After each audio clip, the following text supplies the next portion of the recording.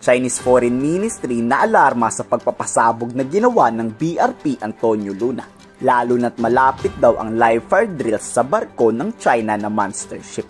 Nababahala ang China na sana hindi raw pinagpapraktisan ang kanilang barkong pasabugin. Wala naman daw kasing dahilan ng Philippine Navy para tirahin ito, dahil mapayapa at tahimik naman raw ang South China Sea, West Philippine Sea. Wala raw karapatan ang Philippine Coast Guard na sitahin din sila.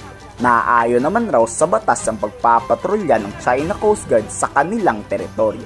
Kaya umaasa ang Chinese Foreign Ministry na sana hindi raw China talaga ang tinatarget sa ginawang pagbomba ng Philippine Navy warship.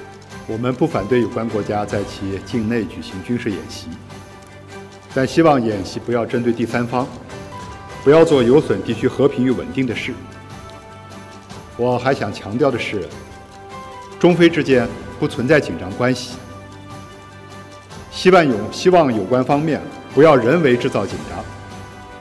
Napakareklamador nitong China kayo nga illegal pa rin na nasa loob ng exclusive economic zone ng Pilipinas. Umaatras naman ng paunti-unti itong Chinese monster ship, pero still nasa Philippine waters pa rin.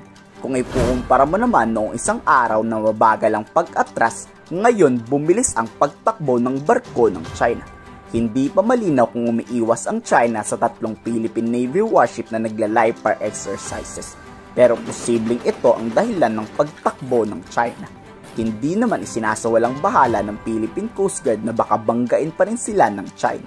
Pero kung may lumubog man ng barko ang PCG dyan, nanindigan pa rin si US Ambassador Carlson ng suportang dadating mula sa US Armed Forces. Hindi raw hahayaan ng Amerikang manakaw ng China ang West Philippine Sea. I suspect that what you say is accurate, that the purpose of positioning these ships is to flex their muscle, maybe even do so ahead of our U.S. inauguration, but we're not going to cave to that. You know, we're going to continue to work with our friends and partners, especially here in the Philippines. We're going to continue to amplify the Philippines message. We're going to continue to uphold international law, and the U.S. military will continue to fly, sail, and operate anywhere that international law allows, and we will push back on any attempts to circumvent international law through bullying practices or what your military has called ICAD. I guess it's I always forget it's illegal, coercive, aggressive, and deceptive. So these ICAD, or what have some people call gray zone tactics, we will not let them prevail. We'll continue to expose them. Now, ano kayang plano ng China? Hindi sila nang bangga ngayon.